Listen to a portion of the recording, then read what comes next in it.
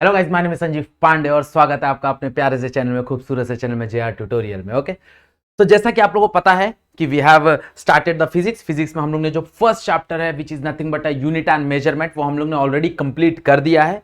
Okay, आज हम लोग स्टार्ट करने वाले हैं चैप्टर नंबर 2 और आज उसका पहला लेक्चर होने वाला है। What is that chapter? That is a mathematical method. Okay, यहां पे हम लोग बात करेंगे स्केलर एंड वेक्टर के बारे में। ओके, यहां पे हम लोग बात करेंगे जो क्वांटिटीज हैं वो एक्चुअली दो पार्ट में डिवाइडेड है। The one quantity is a scalar quantity, then another quantity is a vector quantity. Okay, हम लोग दो क्वांटिटी को डिस्कस करेंगे यहां पे, एक स्केलर क्वांटिटी और एक vector quantity. Types of vector के बारे में डिस्कस करेंगे यहां पे। हम लोग यहां पे थोड़ा सा कैलकुलस का पार्ट देखेंगे जो कि तुम्हारा मैथमेटिक्स का पार्ट है, बट वो फिजिक्स में देखेंगे क्योंकि हमको आगे जो भी डेरिवेशंस आएंगे, आगे जो भी फिजिक्स के फंडामेंटल्स आएंगे, वो समझने के लिए हम लोग को वो जो कैलकुलस वाला पार्ट है वो थोड़ा इजी पड़ेगा। ओके, सो आज का जो टॉपिक है वो इंट्रोडक्शन टॉपिक होने वाला है और बहुत ही इजी टॉपिक होने वाला है। ओके, सो मैं सजेस्ट करूंगा कि ये टॉपिक देखने से पहले चैप्टर नंबर 1 पहले पूरा कंप्लीट कर लो। ओके, ऑलरेडी हमारे पास प्लेलिस्ट में 11th साइंस का कॉलम बना हुआ है, हमारे पास ऑलरेडी सारे के सारे लेक्चर्स प्रेजेंट है। तो सबसे पहले जाओ, अगर तुम लोग चैनल में नए हो तो सबसे पहले जाके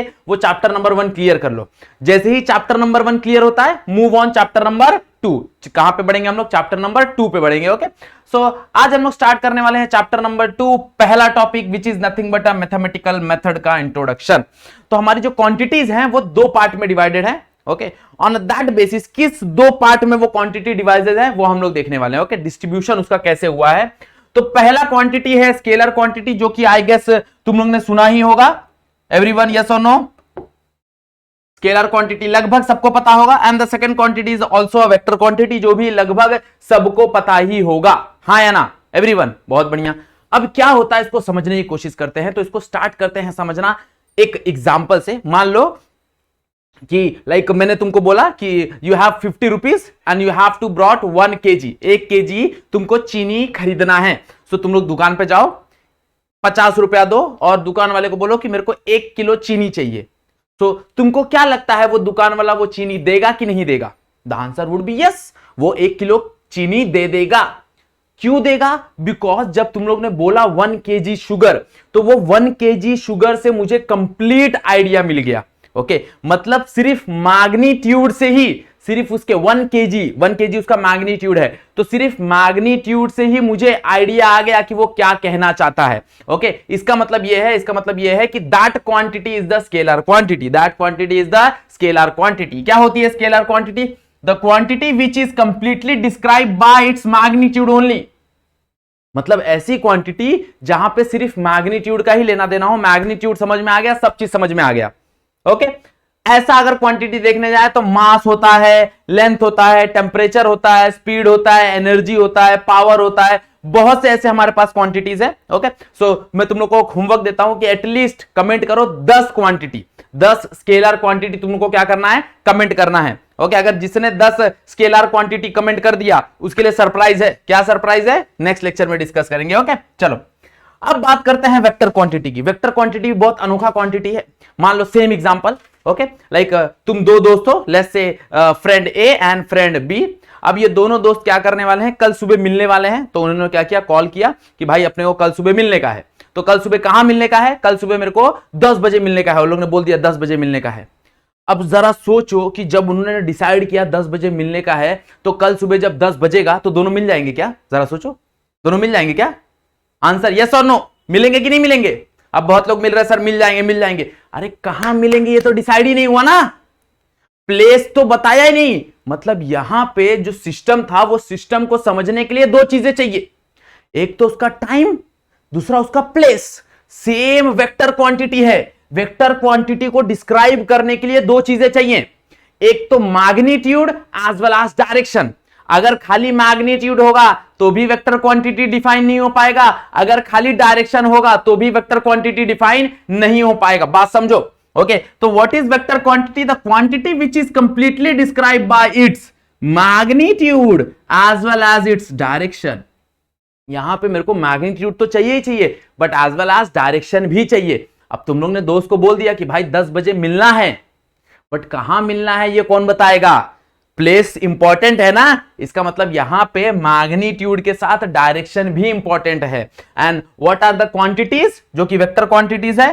फोर्स हो गया, मोमेंटम हो गया, इलेक्ट्रिक फील्ड हो गया, टॉर्क हो गया, एक्सेट्रा। बहुत क्वांटिटी है, मैग्नेटिक फील्ड है, यस और नो, मोमेंटम है, बहुत सी ऐसी क्वांटिटीज हैं जिसको हमको क्या करना पड़ता है? डायरेक्शन के साथ बताना पड़ता है। अब जैसे मैं तुमको बोलूं कि अप्लाई 20 न्यूटन फोर्स, तो सेकंड क्वेश्चन कहां पे आएगा हमारा कि सर कहां पे अप्लाई करना है? 20 न्यूटन फोर्स अप्लाई तो करना है, बट कहां पे अप्लाई करना है? बात समझ में आ रही कि नहीं? मतलब वहां पे डायरेक्शन स्पेसिफाई करना जरूरी है। अगर हम लोग डायरेक्शन स्पेसिफाई नहीं करेंगे तो वो कहां पे अप्लाई करना है हमको समझ में नहीं आएगा, मतलब उसका कंप्लीट डेफिनेशन नहीं होगा। ओके, उसका कंप्लीट डिस्क्रिप्शन नहीं होगा। अगर उसको तुमको कंप्लीटली डिफाइन करना है तो उसके मैग्नीट्यूड के साथ उसका डायरेक्शन भी देना जरूरी है। ओके, और ऐसा कोई क्वांटिटी जो मैग्नीट्यूड के साथ डायरेक्शन भी लेके चले, वैसी क्वांटिटी को बोला जाता है वेक्टर क्वांटिटी। बात समझा सबको everyone? Okay, next homework, next task है तुम्हारे लिए, क्या करना है तुमको? 10 vector quantity other than this, यहां पे जो लिखा है ना, इसके अलावा 10 वेक्टर क्वांटिटी तुमको कमेंट करके बताना है कि ये वेक्टर क्वांटिटी है। बात समझ में आ गया एवरीवन? ओके, अब वेक्टर क्वांटिटी को रिप्रेजेंट कैसे किया जाता है हम लोग देखेंगे, कैसे रिप्रेजेंट किया जाता है वेक्टर क्वांटिटी को। ओके, सो अगर हम लोग ग्राफिकली रिप्रेजेंट करें तो इसको एक एरो से रिप्रेजेंट किया जाता है। कैसे रिप्रेजेंट किया जाता है? एरो से रिप्रेजेंट किया जाता है। ओके, जहां पे एरो स्टार्ट होता है विच इज कॉल्ड एज, उसको हम लोग क्या बोलते हैं? उसको हम लोग बोलते हैं टेल, और जहां पे एरो एंड होता है उसको हम लोग बोलते हैं हेड। और ये कितना बड़ा होता है ये ऑलवेज रिप्रेजेंट करेगा तुम्हारा मैग्नीट्यूड। अगर बड़ा वेक्टर है तो बड़ा मैग्नीट्यूड, छोटा वेक्टर है तो छोटा मैग्नीट्यूड। मतलब ये जो लेंथ है, length of the vector, the length of arrow always represent, okay, the length of the arrow always represent the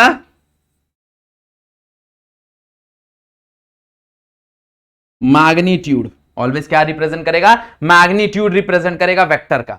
okay, अब अगर तुम लोग लिखना चाहो तो तुम लोग इसको ओपी वेक्टर भी लिख सकते हो, और वेक्टर के ऊपर ऐसा एरो साइन दिखाना जरूरी है। मतलब ये बता रहा है तुमको कि वेक्टर स्टार्ट हो रहा है ओ से और वेक्टर एंड हो रहा है पी पे। और तुम लोग को चाहिए तो तुम लोग इसको ऐसे भी लिख सकते हो, सिंगल नाम से भी लिख सकते हो, लाइक वेक्टर एक्स, एक्स के ऊपर बस एरो दे देना। ओके, तो एक्स क्या हो गया? एक्स हो गया उसका मैग्नीट्यूड, मतलब वो एक्स यूनिट का है। और एरो क्या बता रहा है? एरो बता रहा है उसका डायरेक्शन। एरो क्या बता रहा है? उसका डायरेक्शन। मतलब ये एक वेक्टर क्वांटिटी है। अब वेक्टर का एक खासियत है, वेक्टर हमेशा याद रखना, vector OP is not equals to vector PQ क्यू और पीओ। ओपी वेक्टर और पीओ वेक्टर दोनों सेम वेक्टर नहीं है, because direction of both the vector is changing, और since the direction of the vector is changing the vector quantity is changing. तो वो दोनों इक्वल नहीं हो सकते, ये चीज का ध्यान देना। वो दोनों तभी इक्वल हो सकते हैं जब उनका डायरेक्शन और उनका मैग्नीट्यूड सेम हो। अभी देखने वाले हम लोग टाइप्स ऑफ वेक्टर में। ओके, सो याद रखना हमेशा ओपी वेक्टर बराबर नहीं होगा पीओ वेक्टर से, बिकॉज उसका डायरेक्शन चेंज हो रहा है, और वेक्टर का डायरेक्शन चेंज हो जाता है मतलब वो इक्वल नहीं होंगे, याद रखना। क्लियर? ओके, बहुत बढ़िया। वेक्टर में एक चीज हमेशा याद रखना, तुम लोग आगे जाके बहुत सुनोगे कि वेक्टर में अगर कोई भी चीज प्लेन के अंदर जा रही है तो उसको हम लोग ऐसा क्रॉस रिप्रेजेंट करते हैं, और कोई भी चीज प्लेन के बाहर आ रही है तो उसको हम लोग हमेशा ऐसा डॉट रिप्रेजेंट करते हैं। ये क्यों रिप्रेजेंट करते हैं मालूम है क्या? जब कभी भी कोई भी चीज, एक एरो है, एक एरो प्लेन के अंदर जा रहा है तो हम लोग उसका टेल दिखता है। क्या दिखता है? टेल दिखता है। अगर कोई भी एरो प्लेन के बाहर आ रहा है तो हमको उसका क्या दिखता है? आगे वाला पॉइंट दिखता है। इसीलिए इसको बोलते हैं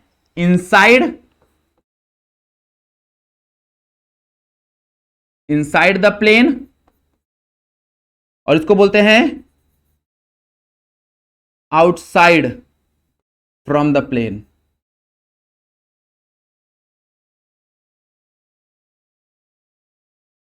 अगर कभी भी वेक्टर प्लेन के अंदर जा रहा होगा तो उसको क्रॉस से रिप्रेजेंट करेंगे, अगर प्लेन से बाहर आ रहा होगा तो उसको डॉट से रिप्रेजेंट करेंगे। क्लियर? बात समझ में आ गई एवरीवन? कैसे रिप्रेजेंट करते हैं वेक्टर को? अब कहानी है टाइप्स ऑफ वेक्टर। देखो ये समझना बहुत जरूरी है। टाइप्स ऑफ वेक्टर अगर तुम लोग समझ गए ना तो तुमको समझ में आ जाएगा कि कितने टाइप के वेक्टर हैं। फिर आगे जब हम लोग वेक्टर के बारे में पढ़ेंगे ना तो ज्यादा कंफ्यूजन नहीं होगा तुमको, और यहां पे अगर ध्यान नहीं दिया तो फिर आगे जाके वो कंफ्यूजन बनता रहेगा। ओके, इसलिए मैं सजेस्ट करता हूं कि हर काम उसी दिन किया करो। मतलब आज का टॉपिक आज ही रिवाइज करो, आज ही पढ़ लो, आज ही खत्म कर दो। नेक्स्ट दिन पे वो चीज मत टालो, आज का आज वो चीज रखो, आज का आज खत्म कर दो। ओके, सो अगर हम लोग बात करें टाइप्स ऑफ वेक्टर का तो सबसे पहला वेक्टर होता है नल वेक्टर। सबसे पहला वेक्टर क्या है? Null vector. And what is null vector? देखो नाम में ही समझ में आ रहा है नल वेक्टर। इसको जीरो वेक्टर भी बोला जाता है, इसको जीरो वेक्टर भी बोला जाता है। क्यों बोला जाता है अभी समझेगा तुम लोग को। ये एक ऐसा वेक्टर है जिसकी मैग्नीट्यूड जीरो होती है, ऐसा वेक्टर जिसकी मैग्नीट्यूड जीरो होती है बट इसके पास कुछ डायरेक्शन होता है। देखो बहुत अनोखा वेक्टर है, बात समझो ध्यान से। ऐसा वेक्टर जिसका मैग्नीट्यूड तो जीरो है बट उसके पास कुछ ना कुछ तो डायरेक्शन है। ये कैसा? एग्जांपल समझो, सबसे बेहतरीन एग्जांपल है यहां पे, like a vehicle moving with a constant speed. देखो अगर कोई व्हीकल है और अगर उसका स्पीड कांस्टेंट है, moving with constant speed is constant, since the speed is constant, acceleration क्या आएगा? तुम लोग ने बचपन में पढ़ा है, हाँ या ना? अगर स्पीड कांस्टेंट होता है तो एक्सेलरेशन जीरो होता है कि नहीं होता है? तो अगर स्पीड कांस्टेंट है तो एक्सेलरेशन जीरो मिलेगा, और एक्सेलरेशन जीरो मिलेगा मतलब यहां पे वेक्टर का मैग्नीट्यूड क्या बन गया? वेक्टर का मैग्नीट्यूड जीरो बन गया। बट ऑब्वियसली गाड़ी चल रही है, इसका मतलब उसका कुछ ना कुछ तो डायरेक्शन होगा कि नहीं होगा? होगा, ऑब्वियस सी बात है। तो ये ऐसा वेक्टर है जिसका मैग्नीट्यूड तो जीरो होता है बट उसके पास कुछ ना कुछ तो डायरेक्शन होता है। बात समझ में आ रही कि नहीं समझ में आ रही है? नेक्स्ट वेक्टर की तरफ बढ़े तो that is your equal vector. What is equal vector? जैसा हम लोग ने डिस्कस किया, ऐसा वेक्टर जिसका magnitude as well as direction दोनों सेम हो। ऐसा वेक्टर जिसका magnitude as well as direction दोनों सेम हो। इसको समझो, एक एग्जांपल से इसको समझने की कोशिश करेंगे। मान लो यहां पे एक वेक्टर है, लेट्स से ए बी, और ये 5 यूनिट का है। कितना है? 5 यूनिट। लेट्स से एक और वेक्टर है सी डी, और ये भी 5 यूनिट का है। तो यहां पे देखो A B and C D दोनों का डायरेक्शन सेम है, हाँ या ना? दोनों का मैग्नीट्यूड सेम है, हाँ या ना? तो यहां पे मैं बोल सकता हूं A B vector is equal to C D vector. Okay, this is called equal vector. जब इक्वल वेक्टर तभी होगा जब उसका मैग्नीट्यूड और डायरेक्शन दोनों सेम होगा। मान लो कि मैग्नीट्यूड सेम हो गया और डायरेक्शन सेम नहीं है तो वो इक्वल वेक्टर होगा क्या? Answer is no. Equal vector तभी तक होगा जब तक उसका डायरेक्शन और मैग्नीट्यूड दोनों के दोनों सेम नहीं हो जाते। जैसे ही दोनों सेम हो गए तो ऑब्वियसली है कि भाई वो क्या हो जाएंगे? वो इक्वल वेक्टर बन जाएंगे। बात समझ में आ रहा है? पक्का? ओके, बहुत बढ़िया। चलो नेक्स्ट बढ़ते हैं, आगे बढ़ते हैं। आगे क्या होगा? आगे हो जाएगा तुम्हारा opposite vector. And what is opposite vector? Opposite vector भी एक अनोखा वेक्टर है। ऐसा वेक्टर जिसका मैग्नीट्यूड तो सेम होगा बट डायरेक्शन अपोजिट होगा। मान लो कि एक वेक्टर है, लेट्स से एग्जांपल के थ्रू समझने की कोशिश करते हैं। अगेन ए बी, जिसका यूनिट है 5। भाई ए बी एक वेक्टर है। अब मान लो सी डी एक वेक्टर है, सी डी, बढ़िया, कुछ ऐसा वेक्टर है जिसका यूनिट है 5। अब यहां का दोनों का मैग्नीट्यूड देखो, मैग्नीट्यूड दोनों का सेम है, इसका भी 5 यूनिट, इसका भी 5 यूनिट। बट अगर मैं बात करूं दोनों के डायरेक्शन की तो दोनों का डायरेक्शन अपोजिट है, हाँ या ना? दोनों का डायरेक्शन अपोजिट है कि नहीं है? जरा फटाक से बताओ। है, यस सर। तो ये क्या हुआ? ये दोनों अपोजिट वेक्टर हुए। तो इसको मैं बोल सकता हूं ए बी वेक्टर बराबर होगा माइनस सी डी वेक्टर के। ए बी वेक्टर बराबर होगा माइनस सी डी वेक्टर के। ध्यान से समझो। ओके, अब ये माइनस साइन क्यों आया? माइनस साइन बता रहा है कि वो अपोजिट है। ओके, मैग्नीट्यूड दोनों का सेम है, ए बी और सी डी दोनों के दोनों बराबर हैं, बट जो माइनस साइन है ना, वो माइनस साइन क्या बता रहा है? वो माइनस साइन बता रहा है कि भाई दोनों क्वांटिटी एक दूसरे के अपोजिट हैं। बात समझ में आ रहा है कि नहीं समझ में आ रहा है एवरीवन? पक्का समझ में आया? अपोजिट वेक्टर क्या होते हैं? ऐसा वेक्टर जिनका मैग्नीट्यूड सेम हो बट डायरेक्शन क्या हो? अपोजिट हो, हाँ या ना? बहुत बढ़िया। चलो नेक्स्ट आगे आ जाते हैं, आगे पढ़ेंगे resultant vector. And what is resultant vector? It is nothing but a sum of 2 और more vector which has same effect, अब इसका मतलब क्या है, इसका मतलब यह है कि मान लो मेरे पास 2 3 4 5 6 वेक्टर है, मान लो ये एक वेक्टर है, ये एक वेक्टर है, ये एक वेक्टर है, मान लो। अब मैंने क्या किया, ये सारे वेक्टर को ऐड किया, ये सारे वेक्टर को ऐड किया, ऐड करने के बाद यहां पे एक सिंगल वेक्टर बना दिया। क्या बना दिया? एक सिंगल वेक्टर बना दिया। और ये जो सिंगल वेक्टर है ना, ये सारे वेक्टर का इफेक्ट शो कर रहा है। ये जो सिंगल वेक्टर है, ये सारे वेक्टर का इफेक्ट शो कर रहा है। तो ऐसे वेक्टर को बोला जाएगा रिजल्टेंट वेक्टर। क्या बोला जाएगा? Resultant vector. बात समझो, मतलब ये जो वेक्टर है, ये जो वेक्टर है, ये जो वेक्टर है, ये सारे वेक्टर को मैंने क्लब अप कर दिया, ऐड कर दिया, मर्ज कर दिया और एक सिंगल वेक्टर से रिप्रेजेंट कर दिया। कंडीशन ये है कि वो जो सिंगल वेक्टर है ना, वो जो सिंगल वेक्टर है ना, वो सारे के सारे वेक्टर का इफेक्ट अकेला शो करेगा। And that vector is called as resultant vector, and that vector is called as resultant vector. बात समझा एवरीवन? पक्का क्लियर हुआ व्हाट इज रिजल्टेंट वेक्टर? आगे बढ़े, चलो next. Next is your position vector. Next is your position vector. देखो नाम से ही पता चल रहा है position vector. What is position vector? जरा ध्यान से देखो। The vector represent the position of the point object with respect to the origin is called as position vector। मतलब ऐसा वेक्टर जो तुमको कोऑर्डिनेट सिस्टम में, क्या बता रहा है? तुमको कोऑर्डिनेट सिस्टम में एक पर्टिकुलर पॉइंट का पोजीशन बता रहा है, एक पर्टिकुलर ऑब्जेक्ट का पोजीशन बता रहा है। That is called as position vector. That is called as position vector. Okay, इसको ध्यान से समझने की कोशिश करते हैं। इसको थोड़ा नीचे कर देते हैं।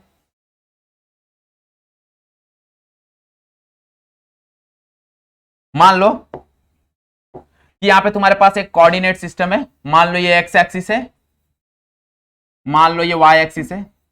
यहां पे कोई पॉइंट है, let's say x comma Y, और यहां पे क्या होता है? यहां पे ओरिजिन होता है, दैट इज 0,0।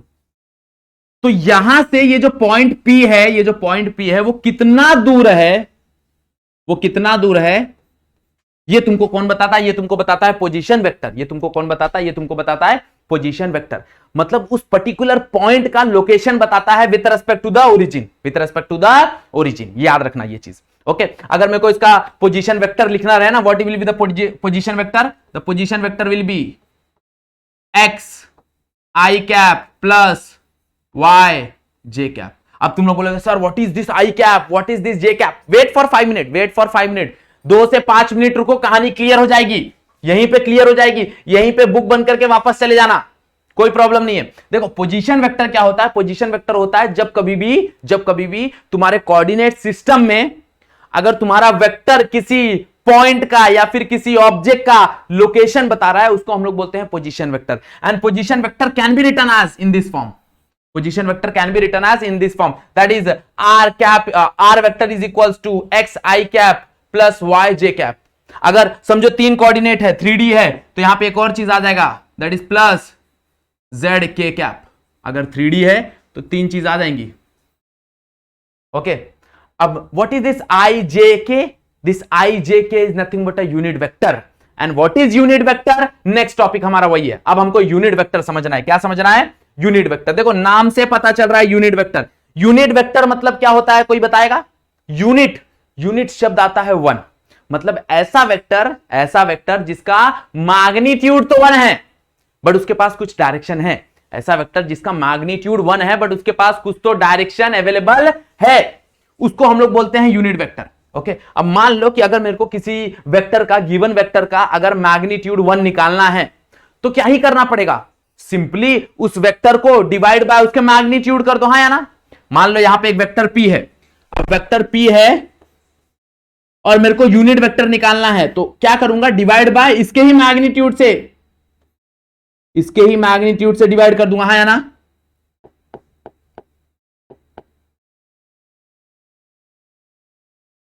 ये मॉड है। मॉड मतलब क्या? मैग्नीट्यूड। ये मॉड है, इसका मतलब क्या? मैग्नीट्यूड। मतलब गिवन वेक्टर को उसके ही मैग्नीट्यूड से डिवाइड करने पे क्या मिलता है? हमेशा मिलता है यूनिट वेक्टर। क्या मिलता है? हमेशा यूनिट वेक्टर। Always remember. और उसको हम लोग यू कैप से रिप्रेजेंट करते हैं। तुम लोग चाहिए तो ए कैप से रिप्रेजेंट कर सकते हो, बी कैप से भी रिप्रेजेंट कर सकते हो, कोई प्रॉब्लम नहीं है। अब हमारे पास 3 यूनिट वेक्टर फिक्स्ड है। जो ऑलरेडी प्री डिसाइडेड हैं, जो ऑलरेडी प्री गिवन है हमारे पास, that is i j k. And what is this i j k? I is nothing but unit vector along x axis. What is j? Nothing but unit vector along y axis. And what is k? k cap क्या है? That is unit vector along z axis. ये already predefined unit vector है. I j k already predefined unit vector है. What is i? Nothing but a unit vector along x axis. मतलब अगर मुझे कोई भी बोलता है ना फाइ आई, तो मेरे को फटाक से दिमाग में चले आना चाहिए कि मेरे को 5 यूनिट कहां पे बढ़ना है? एक्स एक्सिस पे बढ़ना है.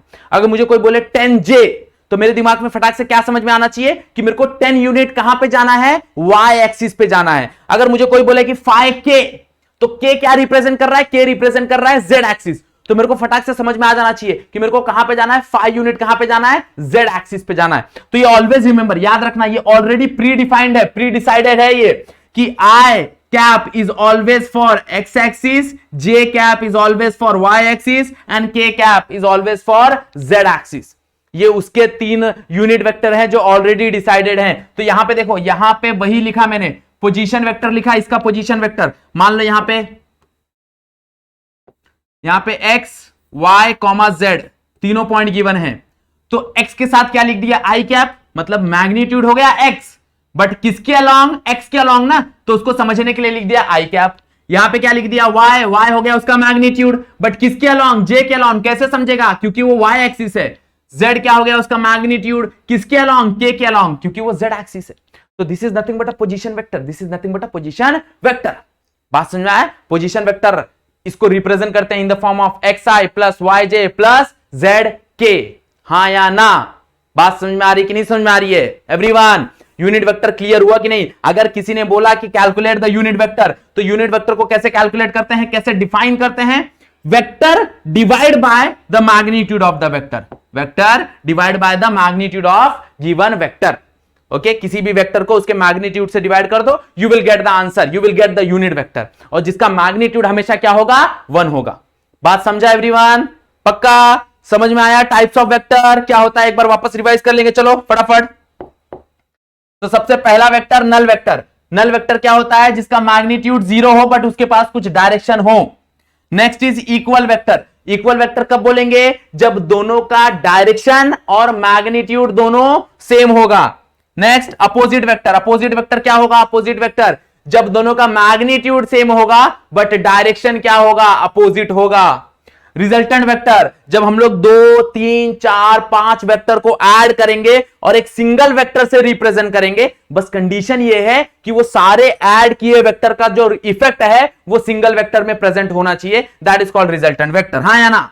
Clear? Next position vector. Position vector क्या होता है? Always represent the position of the object और द पॉइंट. हमेशा वो हम लोग यहां पे देखो, एक चीज मान लो कि यहां पे अगर मैं कोई ऑब्जेक्ट बोल रहा हूं ना, मान लो अगर मैं बोल रहा हूं ये बॉटल, तो ये बॉटल को हमको एज्यूम करना पड़ेगा एज अ पॉइंट ऑब्जेक्ट. इसको फटाक से एक डॉट में कन्वर्ट कर दो, क्योंकि यहां पे सिर्फ पॉइंट ऑब्जेक्ट की बात होने वाली है, याद रखना. ओके, सो पोजीशन वेक्टर क्या होता है? हमारा पॉइंट ऑब्जेक्ट का क्या रिप्रेजेंट करता है? पोजीशन रिप्रेजेंट करता है. कहां से रिप्रेजेंट करता है? ओरिजिन से रिप्रेजेंट करता है. हाँ या ना? बात समझ में आ गई कि नहीं समझ में आ गई एवरीवन? पक्का? और ऐसा लग रहा है ना थोड़ा फास्ट जा रहा हूं, तो बोल दो कि सर थोड़ा फास्ट हो रहा है. ओके, और थोड़ा बहुत अगर फास्ट हो रहा है तो ऑब्वियसली तुमको पता है YouTube के पास ऑप्शन है, तुम लोग थोड़ा सा स्लो कर सकते हो, कोई प्रॉब्लम नहीं. 0.75 पे चला लो, कोई प्रॉब्लम नहीं. और किसी को ऐसा लग रहा है कि सर स्लो जा रहे हो, 1.25 पे चला लो, 1.5 पे चला लो, कोई प्रॉब्लम नहीं है. चलो next is unit vector. Unit vector हम लोग ने देखा भाई, गिवन वेक्टर को डिवाइड कर दो उसके मैग्नीट्यूड के साथ, तुमको यूनिट वेक्टर मिल जाएगा. बात समझ में आया कि नहीं समझ में आया? Okay, so this is nothing but introduction. देखो ये इंट्रोडक्शन है स्केलर एंड वेक्टर का. अगर ये कहानी समझ में आ गई तो इसके बाद की कहानी बहुत मजेदार होने वाली है, क्योंकि ये एक ऐसा टॉपिक है ना जो कि बहुत ज्यादा इंपॉर्टेंट टॉपिक है और बहुत मजेदार टॉपिक है. स्केलर एंड वेक्टर अगर समझ में आ गया ना, इतना मजा आता है ना सॉल्व करने में, पूछो मत. बहुत बहुत मजा आता है इसको सॉल्व करने में. ओके, सो ये टॉपिक हम लोग मिस नहीं करेंगे। आज से ही हम लोग जैसे ही पहला लेक्चर आता है, पहले लेक्चर से हम लोग स्टार्ट करेंगे और एंड तक ये टॉपिक को कंप्लीट कर देंगे। पक्का समझ में आ गया सबको एवरीवन? ओके, सो जैसा कि तुमको पता है कि ये इंट्रोडक्शन टॉपिक है, तो हम लोग इसको ज्यादा लंबा नहीं करेंगे, हम लोग इसको शॉर्ट एंड सिंपल वीडियो रखेंगे। ओके, सो तुमको क्या करना है, तुमको ये पूरा टॉपिक कंप्लीट करना है। टॉपिक कंप्लीट करने के बाद अगर वीडियो पसंद आ रहा है तो ऑब्वियसली तुमको पता है कि वीडियो को लाइक करना है, शेयर करना है। ओके, शेयर करो, देखो शेयरिंग बहुत जरूरी है।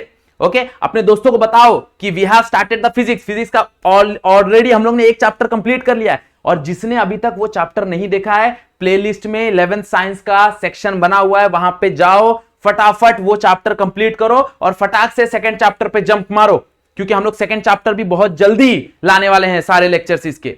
क्लियर बात समझ में आ गया? और ऑब्वियसली तुमको पता है कि अगर तुम लोग वीडियो पे फर्स्ट टाइम आए हो, चैनल पे फर्स्ट टाइम आए हो, तो तुमको चैनल को सब्सक्राइब करना है। डजंट मैटर तुम लोग कौन से स्टैंडर्ड में हो, क्योंकि तुमको पता है कि यहां पे सारे स्टैंडर्ड का कंटेंट अवेलेबल है। ओके, चलो, सो आज का वीडियो हम लोग यहीं पे एंड करते हैं। आज के लिए बस इतना ही। That's it for today. Thank you.